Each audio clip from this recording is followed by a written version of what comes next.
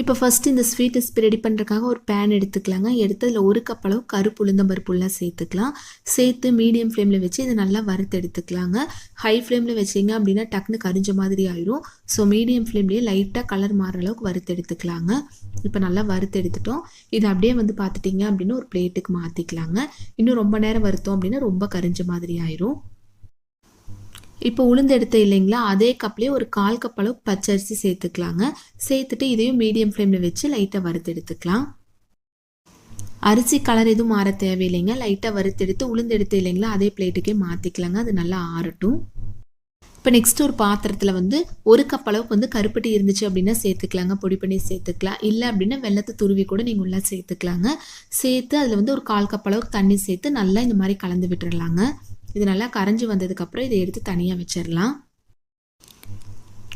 இது வந்து சர்க்கரை பாகுப்பதோ கம்மிப்பதோ அந்த மாதிரி எதுவுமே தேவையில்லைங்க. நல்லா கரைஞ்சி வந்ததுக்கப்புறம் ஸ்டவ் ஆஃப் பண்ணி எடுத்து வச்சிடலாம்.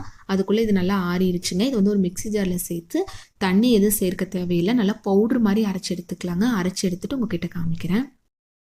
இப்போ இந்த கப்பில் 1 கப் அளவு உளுந்து எடுத்து இல்லைங்களா, அதே கப்பில் 2 கப் அளவு தண்ணி சேர்த்துக்கலாங்க. இப்போ ஸ்டவ் ஆன் பண்ணி இது வைக்க தேவையில்லை. ஃபஸ்ட்டு நல்லா கலந்து விட்டு அதுக்கப்புறம் நம்ம ஸ்டவ் ஆன் பண்ணி வச்சுக்கலாம்.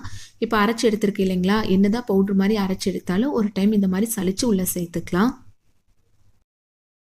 ஃபுல்லாக இந்த மாதிரி சலிச்சு உள்ளே சேர்த்துக்கலாங்க. சேர்த்துட்டு ஒரு கரண்டி யூஸ் பண்ணி நல்லா இந்த மாதிரி கலந்து விட்டுறலாங்க.